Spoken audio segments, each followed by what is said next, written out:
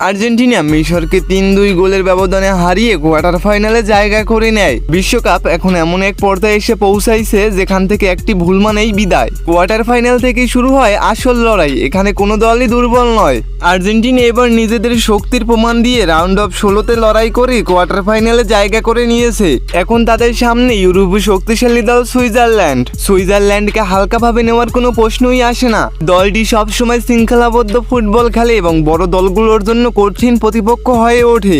তাদের রক্ষণাভাগ সংগঠিত, মিডফিল্ড পরিশ্রমী এবং সুযোগ পেলে দ্রুত পাল্টা আক্রমণ করতে পারে। অন্যদিকে আর্জেন্টিনার সবচেয়ে বড় শক্তি হলো দলগত সমন্বয়তা। অভিজ্ঞ খেলোয়াড়দের পাশাপাশি তরুণ ফুটবলদের দুর্দান্ত ছন্দ রয়েছে। আক্রমণ ভাগে গতি, মিডফিল্ডে বলের নিয়ন্ত্রণ এবং রক্ষণভাগে আত্মবিশ্বাস সব মিলিয়ে দলটি ভারসাম্যপূর্ণ। এই ম্যাচে সবচেয়ে বড় দায়িত্ব থাকবে দলের অভিজ্ঞ খেলোয়াড়দের কাঁধে।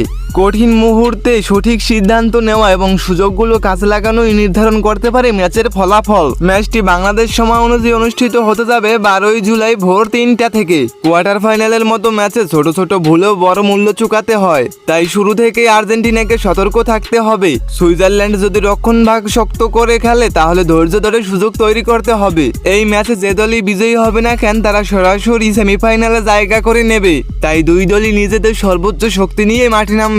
এখন আপনাদের কাছে প্রশ্ন, আপনাদের মতে এই ম্যাচটিতে কে সেমিফাইনালে জায়গা করে নেবে, আর্জেন্টিনা নাকি সুইজারল্যান্ড? আর স্কোর লাইন কি হতে পারে কমেন্টে অবশ্যই জানাবেন।